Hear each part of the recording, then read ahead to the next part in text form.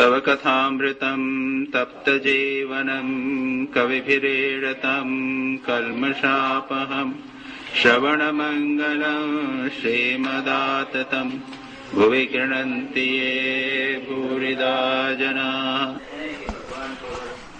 निर्जन में ईश्वर का चिंतन करने पर यह मन भक्ति ज्ञान वैराग्य का अधिकारी होता है। इस मन को यदि संसार में डाल रखोगे तो यह नीच हो जाएगा। संसार में कामिनी कांचन के चिंतन सिवा और है ही क्या। इस संदर्भ में श्री रामकृष्ण के एक गृहस्थ शिष्य देवेंद्र मजूमदार, ठाकुर देवेंद्र कहते थे, श्री रामकृष्ण के पास काफी आया जाया करते थे। उसके बाद श्री रामकृष्ण की महासमाधि के बाद में गिरीश चंद्र घोष के साथ में युक्त हो गए और गिरीश चंद्र घोष की जो कंपनी थी उसके जैसे मैनेजर जैसे हो गए। वो तो ड्रामेटिस्ट थे ना, ड्रामा वगैरह करते थे। तो उसके अंदर वो लेडीज का पार्ट करती थी और वो लेडीज तो वैश्या हुआ करती थी, वो पार्ट करती थी। धीरे धीरे उनका मन पॉल्यूटेड हो गया और क्या हुआ कहाँ तक गए। लेकिन उसके बाद में वो एक बाबू जैसा रहने लग गए, डैंडी जैसे कहते हैं ना, एक बाबू जैसा रहने लग गए। एक बार वे बेलूर मठ में भी आए तो ब्रह्मानंद जी ने देख के कहा क्या हो गया इनको। ये ठाकुर के पास आया करते थे, ठाकुर के इनिशिएटेड भक्त, ठाकुर से मंत्र दीक्षा ली और ये हालत हो गया। उसके बाद में कहा था कि मैं कितना गिर गया था। बाद में वो वापस उनके जीवन में चेंज आया। तो तात्पर्य यह है कि अगर आप संसार में मन को रखोगे तो यही संसार की चिंतन होगी। और संसार का चिंतन को ठाकुर वो कामिनी कांचन ये दो वर्ड में बोल देते थे, डिजायर्स, इच्छाएं और पैसा, वही तो है। और संसार में और क्या है, सभी लोग इसी के ऊपर जा रहे हैं और मन उसी में कंटिन्यूसली लगा रहेगा। तो फिर वह ऊंचा हायर लेवल पे जाने का कोई प्रश्न नहीं होता। कांस्टेंट रिमाइंडर भी बहुत आवश्यक है। संसार जल है और मन मानो दूध। यदि पानी में डाल दोगे तो दूध पानी में मिल जाएगा, पर उसी दूध का निर्जन में मक्खन बनाकर यदि पानी में छोड़ोगे तो मक्खन पानी में उतराता रहेगा, यानी फ्लोट करता रहेगा। इस प्रकार निर्जन में साधना द्वारा ज्ञान भक्ति प्राप्त करके यदि संसार में रहोगे भी तो संसार से निर्लिप्त रहोगे। तो ये अपन ने डिस्कस पिछले सेशन में कर लिया। ये निर्लिप्तता का अपना एक आनंद है, फ्रीडम, सेंस ऑफ फ्रीडम। सब कुछ कर रहे हैं, एब्सोल्युटली इनसाइड, एब्सोल्युटली फ्री। जानते हैं next moment I can leave, एक क्षण पे मैं छोड़ कर सकता। इस फ्रीडम के बाद आप करिए सब काम बढ़िया आपको कर सकते। साथ ही साथ विचार भी करना चाहिए। वही विचार, कामनी और कांचन अनित्य हैं, एकमात्र ईश्वर ही नित्य हैं। रुपये से क्या मिलता है? रोटी, दाल, कपड़े, रहने की जगह, बस यहीं तक। रुपये से ईश्वर नहीं मिलते, तो रुपया जीवन का लक्ष्य नहीं हो सकता। इसी को विचार कहते हैं, समझे? बड़ा मुश्किल है रुपये के बारे में, बिना रुपये के तो चलता नहीं है। और ठाकुर ने खुद किया, इसलिए वो बोल सकते। अपने भाषा में रुपया, मिट्टी, रुपया दोनों का, ये रुपया है, ये मिट्टी है। रुपये से आपको सब कुछ मिल जाएगा, खाना पीना कपड़े मिल जाएंगे, इससे नहीं मिलता। लेकिन रुपये से भगवान नहीं मिलते, मिट्टी से धन नहीं मिलते। माटी टाका माटी, एक बार, दो बार, तीन बार भेज दिया, बस इसे ईश्वर नहीं मिल सकते, ये विचार। That is the test. और स्वामी शारदानंद जी इसके ऊपर कमेंट करते हुए कहते हैं कि ठाकुर ने तो 3 बार कर दिया और परमानेंटली मन से उनका विचार के बाद निकल गया मन। हम लोग 1000 बार करें तो भी नहीं। Unfortunate part it. 1000 बार पैसा कहे, पैसे से क्या है, संसार में झमेला उठता है, ये उठता है। माँ शारदा कहती हैं पैसा रखोगे तो मेघ उठेंगे। हाँ, पैसा रखोगे तो प्रॉब्लम होगी ही होगी। और ये दिलीप भाई जानते हैं पैसे के पीछे कितनी problem. The whole chartered accountancy is based on nothing but पैसा का अरेंजमेंट। ना बाबा। यहाँ तक कि मैं ये चैरिटी आती है, डोनेशन आते हैं, तो आप लोग ने प्रणाम ही दिया तो उसको हम डोनेट कर देते हैं। और डोनेट करने के एक बार मैंने देखा कि करीब 1 लाख से ज्यादा डोनेशन हो गया। तो मैंने बेलूर मठ फोन किया अकाउंट्स डिपार्टमेंट में, वो कहा कि भाई आपका लिमिट क्या है? हाँ, ऐसा नहीं हो कि मैं 1 लाख करके डोनेट कर रहा हूं तो वो मैं आई कम अंडर इनकम।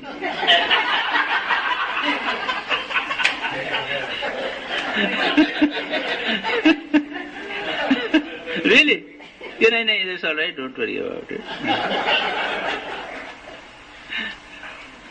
पहले तो क्या 15,000, जब माँ के अकाउंट्स वगैरह देखना पड़ते थे तो 15,000 20,000 ऐसी कुछ थी ना लिमिट। उसके बाद धीरे धीरे 30 हुई, 35 हुई, ऐसा बढ़ते चला गया, उसके बाद इतना हो गया। तो जहां पर माँ कहती, माँ शारदा कहती थी, जहां पैसा होगा वहां पर मेघ उठेंगे, वही समस्या होगी। तो इसीलिए साधु जो है बाबा पैसा से दूर ही रहे। लोग कहते हैं महाराज स्वामी जी आपको पैसा दिया कि आप डोनेशन कर दीजिए, लेकिन आप हमने काम तो आपने हमारा बढ़ा दिया ना, एक डोनेशन करने का काम तो बढ़ा दिया।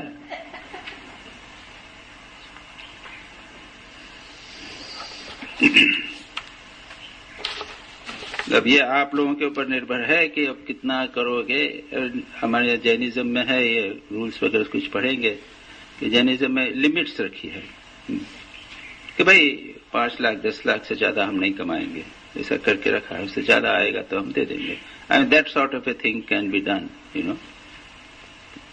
कुछ तो पैसे की आवश्यकता होती है, गृहस्थ में तो पूरा नहीं छोड़ा जा सकता, लेकिन टेस्ट करना है कि हमारी आसक्ति कितनी है, अनासक्ति कितनी। That is.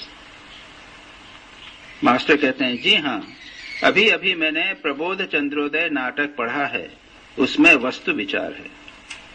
श्री रामकृष्ण कहते हैं हाँ, वस्तु विचार देखो, रुपये में ही क्या है और सुंदरी की देह में भी क्या है, विचार करो। सुंदरी की देह में केवल हाड़ मांस चर्बी मल मूत्र यही सब है।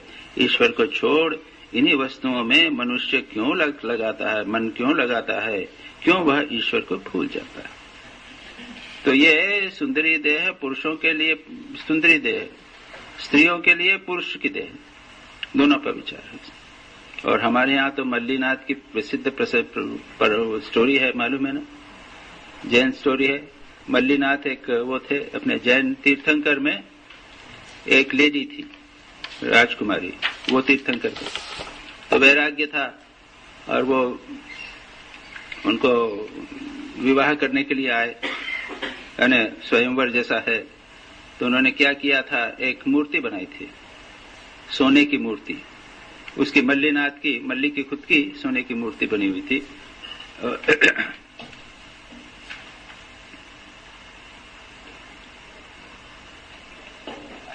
और भीतर क्या किया था, उसको एक ढक्कन, वो अंदर से खोखली, ऊपर ढक्कन, तो जो खुद खाती, रोज खाती, वो उसमें ढक्कन खोल के उसमें डाल देती, उतना उसमें डाल देती। ऐसा करते करते करते 15-20 दिन में वो सब अंदर हो गया। नहीं रहने दीजिए, कुछ नहीं कीजिए, तो क्या करें, आपका डिपार्टमेंट नहीं है स्वामी, ये गड़बड़ कर दिया ना आपने, कुछ मिला दिया उसमें, चाय मिला दी, क्या कर दिया। वो बैठे हुए हैं यहाँ, देख रहे हैं, इधर सबको डिपार्टमेंट दे दिया है, तो मल्ली को छोड़ दो, रंदो उसमें। जब वो राजकुमार वगैरह आए तो बड़ी सुंदर वो सोने की मूर्ति सामने पड़ी है, देखते कहा मल्ली की कितनी सुंदर मूर्ति हो, ये तो मल्ली से भी ज्यादा सुंदर बनी हुई है। तो जब मल्ली उसी से मल्ली आ गई तो कहा देखिए, अरे आपकी कितनी सुंदर मूर्ति, किधर आइए, इधर आइए। आके उन्होंने वो ढक्कन खोला तो वो तो इतने दिन तक सड़ रहा था, अरे राम, कहा कि मेरे भीतर भी यही सब भरा हुआ है, मेरे भीतर भी यही सब भरा हुआ, ऊपर चमड़ी से ही अट्रैक्शन है बस, अंदर स्केलेटन वैसा ही है। हम लोग जो डॉक्टर्स हैं तो जानते ही हैं, और अभी मैं जब मैंगलोर में था तो सारे सब ब्रह्मचारी लोगों को, साधुओं को लेके वो मणिपाल मेडिकल कॉलेज में वहाँ एक म्यूजियम है, एनाटॉमी म्यूजियम है, it is open to public. तो वो मैंने सब दिखाया उन लोगों को, देखो ये ऐसा है, इसके अंदर ये।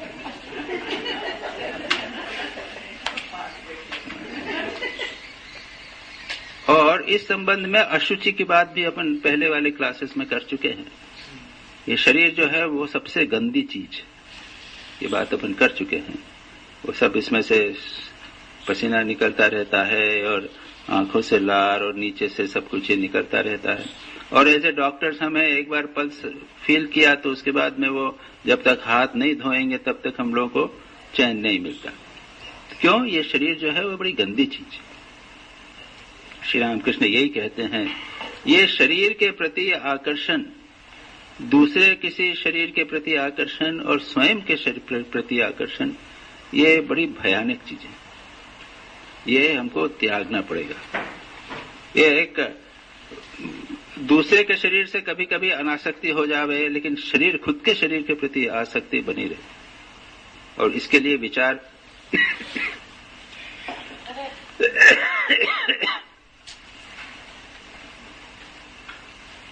इसके लिए अब आप मत जाइए, आप भी कृपया बैठिए, आपकी भी ड्यूटी नहीं है ये सब। अच्छा ठीक है, तो पानी दे देना भाई, एनी वाटर। अच्छा ठीक, कोई बात नहीं। तो इसलिए ये ठाकुर यहाँ पर शरीर के बारे में विचार करने के बाद में पैसे का विचार किया, उसमें क्या होगा, ये होगा और ये। और ये जीवन मुक्ति विवेक, पंचदशी, इनमें इनका और विचार, पैसे के संबंध में विचार है, शरीर के संबंध में विचार है, खूब विचार है। विवेक चूड़ामणि में विचार है। ये विचार के द्वारा इस पॉइंट को एम्फेसाइज अपने शरीर मन पर करना चाहिए। ये बहुत, देखिए इतने गहरी ये चीजें हैं, खास करके अपने शरीर के प्रति आसक्ति, दूसरे किसी प्रति, अपने बच्चे या स्पाउस के प्रति, शरीर के प्रति आसक्ति, ये बहुत स्ट्रांग है। तो इनको विचार करके दूर करना बहुत आवश्यक है। ये शरीर अनित्य है और ये गंदे हैं, ये विचार, इसको बार बार बार बार अपने मन पर बिठाना चाहिए।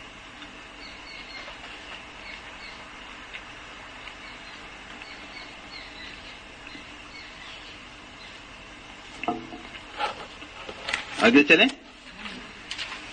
मास्टर अब दूसरा प्रश्न करते हैं, क्या ईश्वर के दर्शन हो सकते हैं? अगेन, ईश्वर में मन कैसे लगे, और दूसरा है ईश्वर के दर्शन क्या हो सकते हैं। प्रश्न यह है कि ये उन्होंने इसलिए पूछा, क्या ईश्वर का जीवन का उद्देश्य क्या है? जीवन का उद्देश्य ईश्वर दर्शन। श्री रामकृष्ण के अनुसार, स्वामी विवेकानंद के अनुसार क्या है? स्वामी विवेकानंद के अनुसार the goal of life,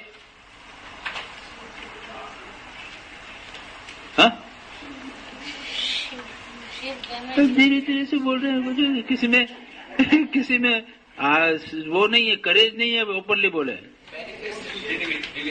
manifest the divinity. तब manifest, each soul is potentially divine. The goal is to manifest the divinity within. तो स्वामी जी ने आत्मा के रूप में कहा, श्री रामकृष्ण ने परमात्मा के रूप में कहा। The goal is to manifest the divinity within, and Shri Ramakrishna का ईश्वर दर्शन जीवन का उद्देश्य। चीज एक ही है, उसको दो प्रकार से कही। तो मास्टर महाशय ये टेक इट फॉर ग्रांटेड, ये सोच कर चलते हैं कि भाई ईश्वर दर्शन शायद जीवन का उद्देश्य है। पूछते हैं क्या ईश्वर के दर्शन हो सकते हैं? स्वामी विवेकानंद ने भी यही प्रश्न किया था, थोड़ा सा फर्क किया था, क्या आपने ईश्वर को दर्शन दिया? मतलब यह है कि क्या ईश्वर का दर्शन हो सकता है, क्या आपने दर्शन किया है, क्या आप मुझे दिखा सकते हैं? ये 3-4 प्रश्न एक साथ मिले हुए थे। इसलिए श्री रामकृष्ण ने कहा, हाँ ईश्वर का दर्शन मैंने किया है, ठीक जैसे तुझे किया है और तू भी कर सकता है, etcetera. So the point is that the goal of life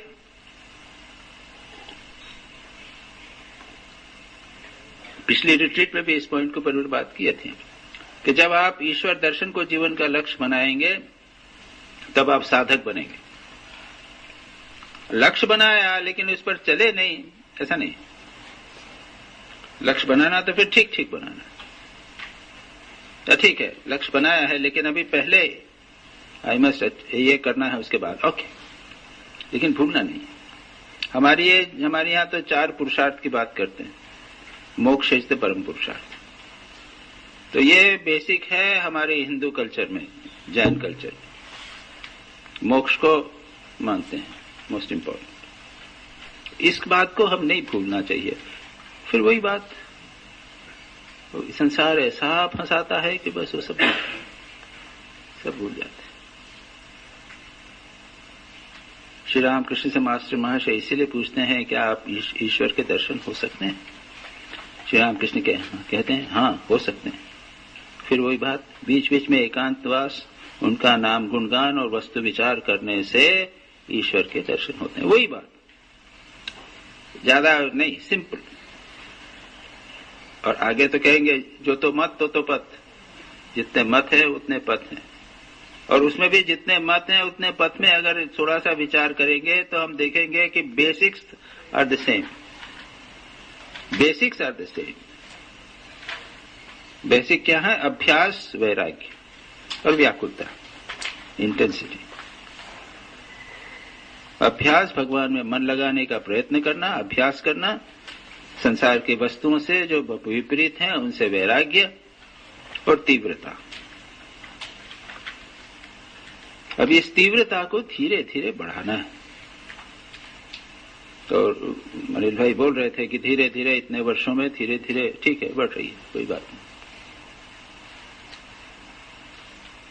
व्याकुलता की बात आएगी, अब बड़ी अच्छी बातें आएगी।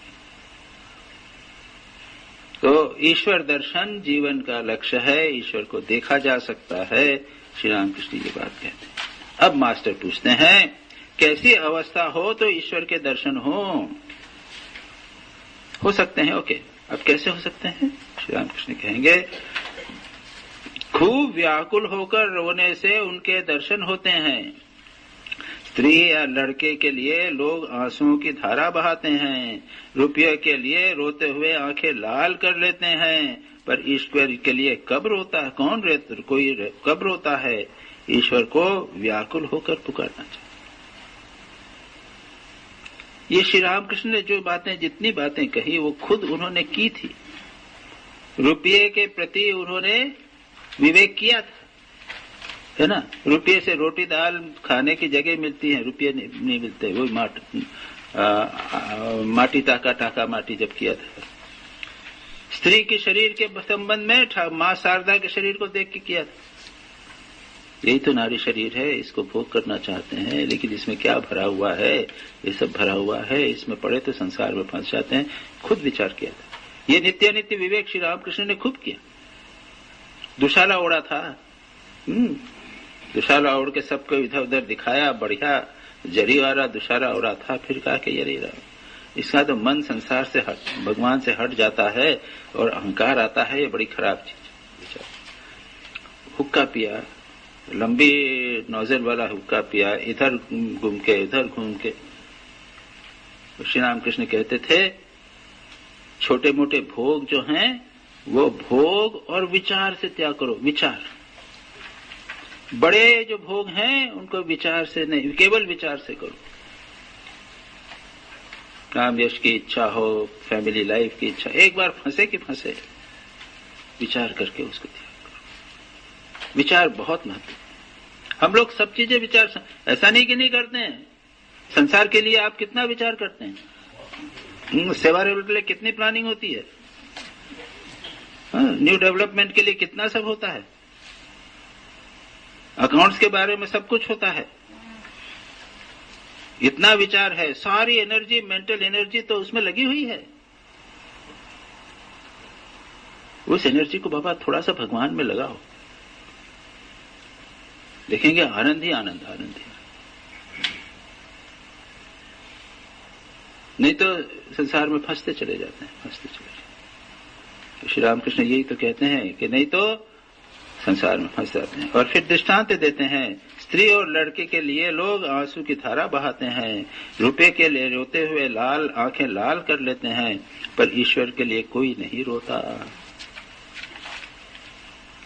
और मैं कभी कभी कहिए सेमी मजाक में क्या कहता हूं कि आर्टिफिशियली रो। आप जानते हैं ना, एक किसी की कहानी है, रामानुजाचार्य की है या क्या है। एक आदमी देखता था कि भजन कीर्तन होता है, लोग खूब रोते हैं और रोते हैं, आंसू आते हैं। उसको कुछ नहीं आते थे, आंसू नहीं आते थे। क्या किया वो, उसने आंसू लगाए, थोड़ा सा ऐसा आर्टिफिशियली, थोड़ा सा पानी वानी लगाया, आर्टिफिशियल लगा। तो या तो चैतन्य महाप्रभु का है या फिर और किसी संत का है। उन्होंने देखा कि अरे ये रोना चाहता है, सचमुच भगवान के लिए रोना चाहता है। तो उन्होंने कृपा की। तो मैं ये कहता हूं कि आर्टिफिशियली उसमें बुराई नहीं है, करके देखिए ना। नहीं, अंदर कमरे में, अपने के अंदर आर्टिफिशियली, अपने कमरे में, हे प्रभु मुझे दर्शन दो, दर्शन दो प्रभु, दर्शन दो, रो ना। हाँ, करके देखिए, करके देखिए। इससे क्या होगा हमारा? करके तो देखो।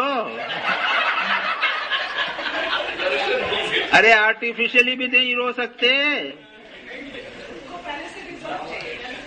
हम। हमेशा इसको पहले से क्या ये करें तो क्या होगा, हमेशा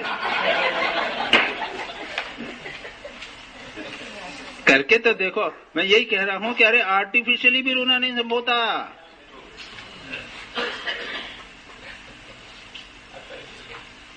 भगवान के लिए हम आर्टिफिशियली भी, दिखावे के लिए भी नहीं रो पाते। कैसी दुर्गति हमारी। और ठाकुर कैसे रोते थे। हाँ, एक दिन बीत गया, मां तेरा दर्शन नहीं हुआ,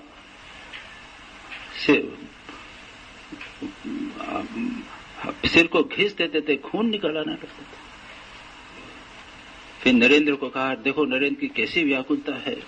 जब स्वामी विवेकानंद की व्याकुलता बढ़ गई थी,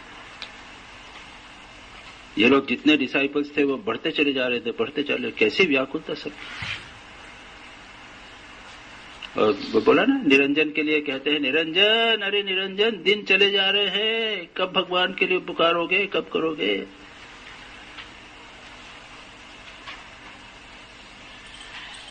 होता क्या है कि वही अभी आएगा वो अनेक दृष्टांत, so many examples he will give, और वो हम लोगों को जरा विचार करना है।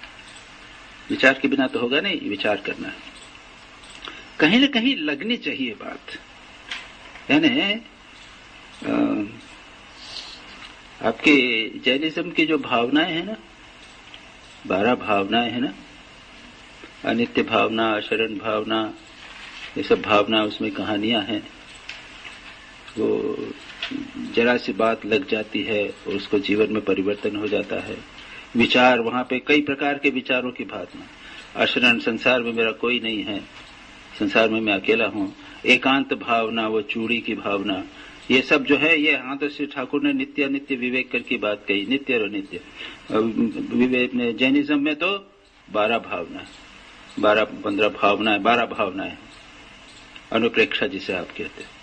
तो उसमें, उसके द्वारा हमारे जीवन में वैराग्य आवे, मन भगवान में लगे, व्याकुल हुए।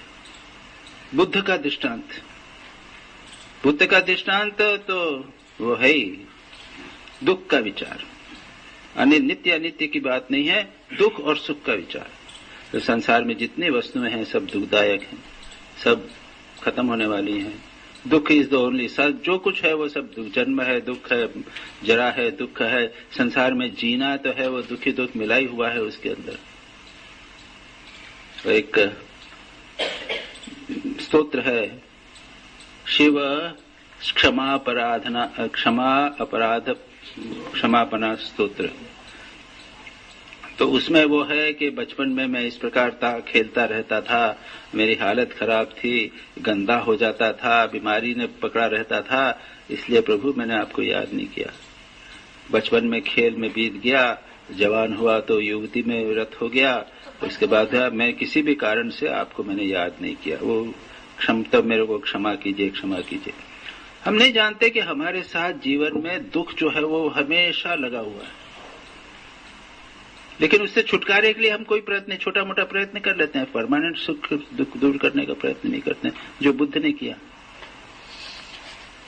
वही चीज बुद्ध ने देखी और वो एकदम परिवर्तित हो गया। और पातंजलि योग सूत्र में कहते हैं, जो योगी है उसका मन, चित्त जो है, मन वो कॉर्निया जैसा है, वेरी सेंसिटिव। एक स्पेक, एक जरा सी धूल का कण गिर गया, आंखें सॉरी क्या हो गया, क्या हो गया। इट इज वेरी सेंसिटिव, बहुत सेंसिटिव। किसी से ताना कस दिया, बस आएगा, अभी मैं देखता हूं। मैंने बताया तो था कि चाबुक पढ़ते रहते हैं, बताया था पतंजलि योग सूत्र में। लेकिन we are unfortunately so insensitive. देखिए, आध्यात्मिक जीवन में अगर जीना है तो एक मीडियोकर जीवन जो है ना, जिसे आप कहते हैं कि एक ढीला ढाला जीवन, उसमें मजा नहीं है। एक कॉम्प्रोमाइज का जीवन किसी तरह चल रहा है, सुबह शाम थोड़ा जप कर लिया और थोड़ा सा कर लिया, भजन कर लिया, कीर्तन कर लिया, थोड़ा सा तीर्थ यात्रा कर लिया, गुडी गुडी। आध्यात्मिक जीवन में मजा नहीं। ये जैसे आप पैसा कमाने के लिए पूरे मन लगाते हो, लखपति करोड़पति बनते हो, बिल्डिंग बनाते हो, पूरी एनर्जी करके करते हो, हाँ बढ़िया शानदार बिल्डिंग बनाइए। तो अगर आध्यात्मिक जीवन जीना है तो शान से जीना चाहिए। उसमें शान का अर्थ है विवेक, वैराग्य होवे, त्याग होवे, इंटेंसिटी होवे, व्याकुलता होवे, तब तो ठीक है। और नहीं तो फिर ठीक है, 3 दिन की रिट्रीट, उसके बाद 6 महीने छुट्टी, 3 दिन की रिट्रीट, 6 महीने छुट्टी, वो कुछ नहीं। इनके डायरेक्ट डिसाइपल्स को देखिए, इनको आपके गृहस्थ भक्तों को देखेंगे, नाग महाशय को देखिए, कोई सामान्य थे क्या वो लोग? बलराम बोस सामान्य थे क्या? रामचंद्र दत्त, कितना त्याग किया इन लोगों ने और कितना उन्होंने सहन भी किया। कन्या की मृत्यु हो गई, चुपचाप सहन किया। गिरीश चंद्र घोष कितना सहन किया। अगर विश्वास हो तो फिर गिरीश चंद्र जैसा विश्वास हो। अगर सेवा दूसरों की करनी हो तो बलराम बाबू जैसे विश्वास करे। अगर त्याग वगैरह करना है, मास्टर अपने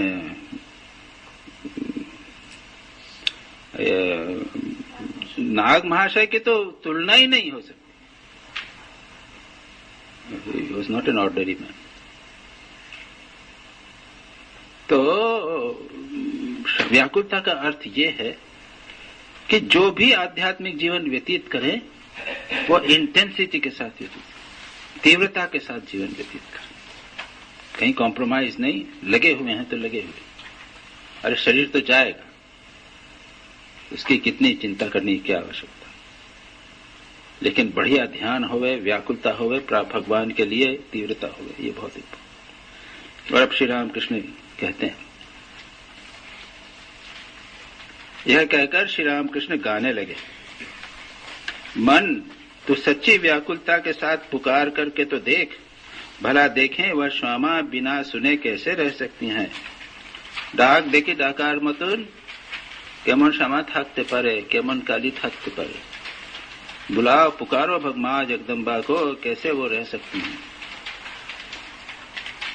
तुझे यदि माँ काली के दर्शन की अत्यंत तीव्र इच्छा हो तो जवाब पुष्प और बिल्व पत्र लेकर उन्हें भक्ति चंदन से लिप्त कर माँ के चरणों में पुष्पांजलि दो।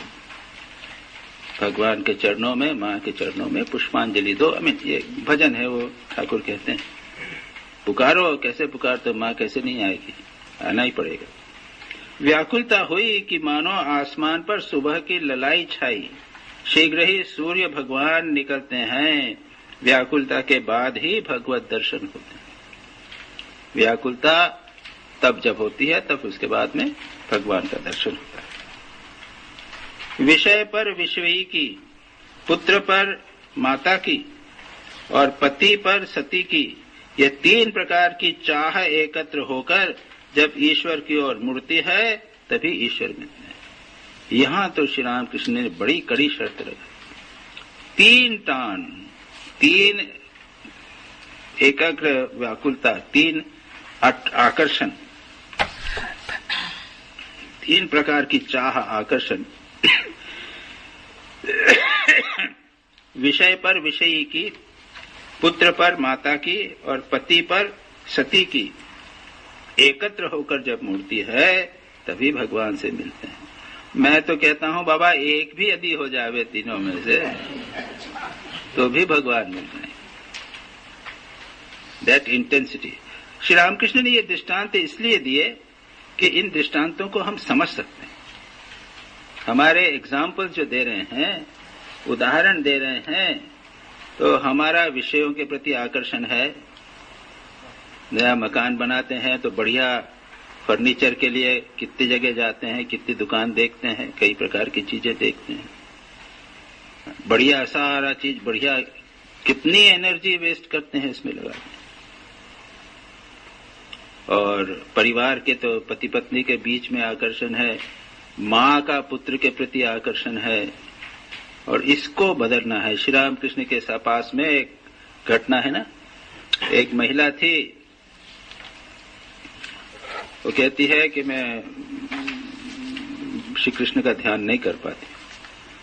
श्री रामकृष्ण समझते थे उनका क्या करते हो, तो जब ध्यान करती हूँ तो मेरा भांजा है, बाल विधवा थी वो, मेरा भांजा है, वो मेरे साथ खेलता, उसका ध्यान आ जाता। ठीक है, अच्छा, वो जिसको तुम जब खिलाओगे पिलाओगी, उसके साथ जब खेलोगी, कपड़े पहनाओगी, स्नान कराओगी, तब सोचो कि तुम भगवान को।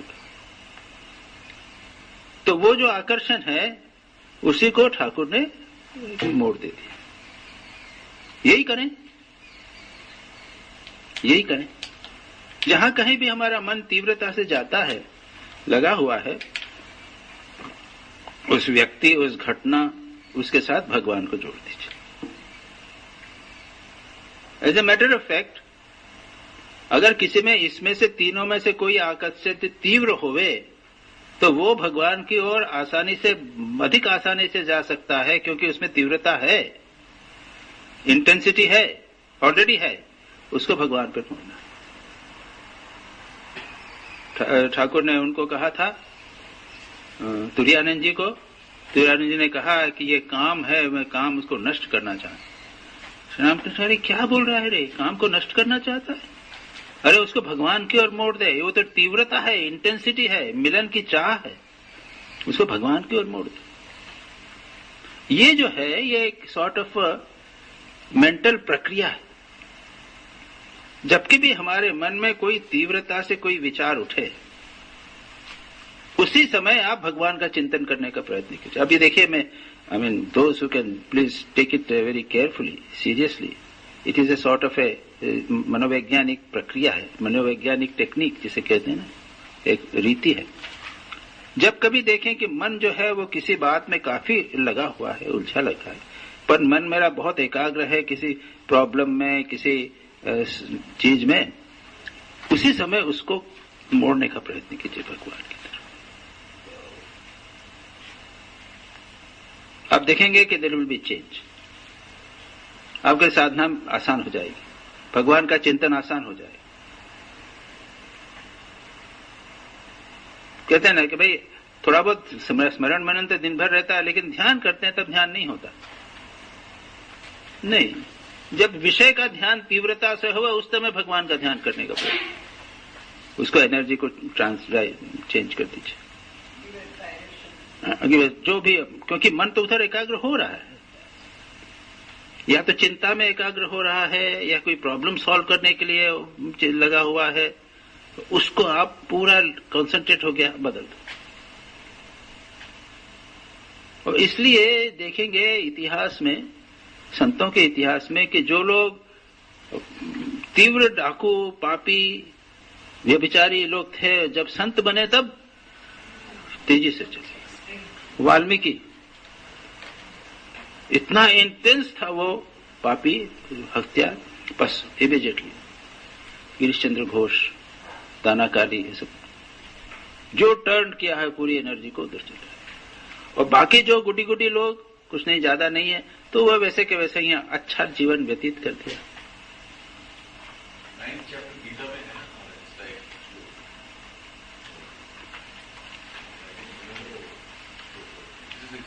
अभी चेत्सु दुराचारो भजते माम अनन्य भाग साधु चैवत मंतव्य सम्यक व्यवस्थितो ही।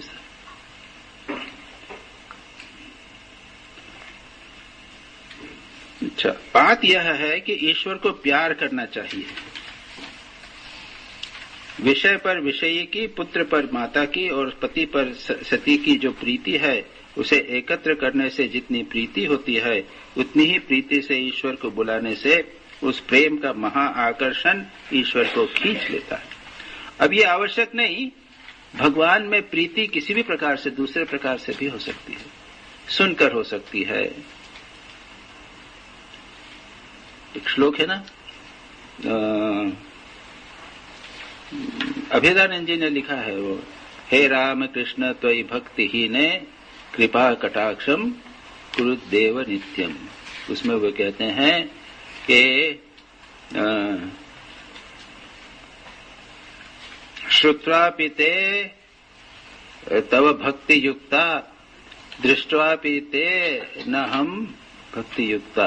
हे राम कृष्ण, कि कुछ लोग जो हैं वो आपकी बातें सुनकर आपके भक्त हो गए, लेकिन हम ऐसे हैं कि हमने आपको देखा लेकिन आपके भक्त नहीं हुआ। कभी कभी सुनकर बार बार कर करके सुन करके मन में आकर्षण जन्म हो जाता है। इसीलिए श्री कृष्ण की लीला, राम की लीला, श्री राम कृष्ण की लीला, इसको सुन के भी प्रेम होता है। श्री राम कृष्ण यहाँ पर जो अभी हमने बात कही, जो प्रेम है उसे अब भगवान की ओर जोड़ दो। पुत्र के प्रति इंटेंस प्रेम है तो सोचने लगो कि पुत्र जो है भगवान है, इस तरह का। और यहाँ पर भगवान के प्रति प्रेम सुनकर भी हो जाता है। व्याकुल होकर उन्हें पुकारना चाहिए। बिल्ली का बच्चा म्यू म्यू करके माँ को पुकारता भर है। उसकी माँ जहाँ उसे रखती है वहीं पर रहता है, कभी राह की ढेरी पर, कभी जमीन पर, तो कभी बिछोने पर। यदि उसे कष्ट होता है तो बस म्यू म्यू करता है और कुछ नहीं जानता। माँ चाहे जहाँ रहे म्यू म्यू सुनकर आ जाती है। अब ये जो दृष्टांत है ये थोड़ा सा भिन्न दृष्टांत है। ये शरणागति का दृष्टांत है। माँ का बच्चा जो है, बिल्ली का बच्चा, तो माँ के सिवा कुछ जानता ही नहीं, वो तो कुछ समझता ही नहीं, माँ को जानता और कुछ नहीं जानता। ये तो साधक की बहुत ऊंची स्थिति है और श्री राम कृष्ण अपनी स्थिति मानो बता रहे हैं। भगवान पर पूर्ण निर्भर हो, भगवान को माओ पुकारो, प्रभु तुम्हारे बिना कोई नहीं है, बिल्कुल अगर मन उसे लगा रखे तो भगवान सारी बात देख लेते हैं। एक ऐसा विश्वास जैसे मैंने पहले देखा, आज सुबह भी कहा, भगवान के बच्चे की तरह बन जाना। भगवान और माँ है, हम बच्चे हैं, बड़े निश्चिंत हो जाए। और फिर भगवान देखते हैं कि ये बच्चा मेरा बन गया, तो फिर भगवान सारा देखते हैं। तो कठिनाई होगी, प्रॉब्लम होगी, कष्ट होगा, तो भी आप पूरी तरह भगवान पर निर्भर। बिल्ली के बच्चे को बिल्ली उठा के कहीं भी रख देवे। एक बड़ा रोचक, इंटरेस्टिंग एक इंसिडेंट हुआ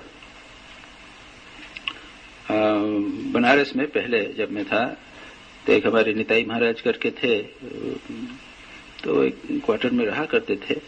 वहां एक बिल्ली थी, उसने बच्चे दे दिए, तो बच्चे और एक कोने में रखे थे। फिर उसने क्या किया कि वो लाके बाथरूम में रख दिए बच्चे को। अब इनको बड़ा मुश्किल है कि क्या करूं, इनको कैसे भगाऊं। ये बाथरूम में रख दिए हैं, इसने क्या किया, एक दिन डंडा लकड़ी लेके आए। बिल्ली के बच्चे चुपचाप कोने में बैठे हुए, माँ उनकी बैठी हुई है पास में। अब उसने क्या किया जानते हैं? बिल्ली के बच्चे, उसने कहा आप तो बिल्ली का कुछ नहीं कर सकते। वो आई और महाराज के चरणों में पड़ गई। मैं सामने था, मेरे सामने हुआ।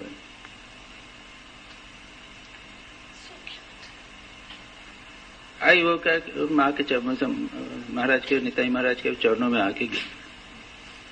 अब क्या करें वो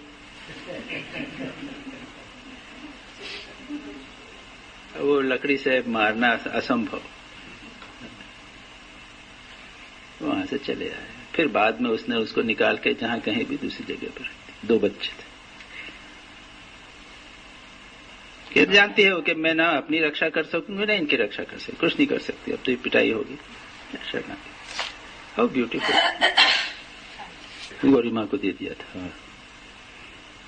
कहा देखो, उसके बाद खबर लेते थे वो कि उसके बच्चे कैसे हैं, कहाँ हैं, क्या कर रहे हैं, जिसने मेरी शरण ली है। माँ शारदा का भी था। माँ शारदा के पास में एक बिल्ली रहती थी वहां पे जयराम बाटी में, और एक ज्ञान महाराज ने एक बार उसको मार दिया था। तो माँ का वो जोड़ के माँ करके माँ के पास चली गई थी, माँ को छोड़। फिर माँ ने कहा कि नहीं, ये मेरी शरण में है। उसके बाद ज्ञान महाराज माँ के शरीर जाने के बाद में वो बिल्ली के लिए कहाँ गई दूध ले लेके घुमा करते थे। तो माँ ने मेरे को भेज दिया उसे। एक और दृष्टांत है, वो एक भवतारिणी करके थी माँ की, वो ना, तो वो हम लोगों ने दर्शन भी किए हैं उसके, काशी में अखिल शरीर गया वो। तो बच्ची थी, माँ के पास रहती थी, ठाकुर माँ के पास रहती थी। तो बिल्ली एक वहीं पे माँ के पास रहती थी। एक दिन खाना खा रही थी और बिल्ली ने उसके थाली में मुंह मार दिया। तो उसने उठा के जोर से एक कांटा मार दिया बिल्ली, म्याऊं म्याऊं करके। वो माँ के चरणों में आके बैठ गई। वो कहाँ जाएगी फिर? माँ के चरणों में। और माँ ने कहा, माँ को लगा ऐसे मुझे मारा है। जब इसने भवतारिणी ने देखा तो भवतारिणी ने जो आके माँ के चरणों में लिपट गई।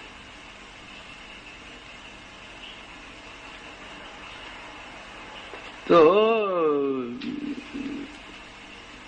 अब हमारे ऊपर निर्भर करता है कि बिल्ली के बच्चे बने कि बंदर के बच्चे बने। बाबा बने तो कुछ तो बने।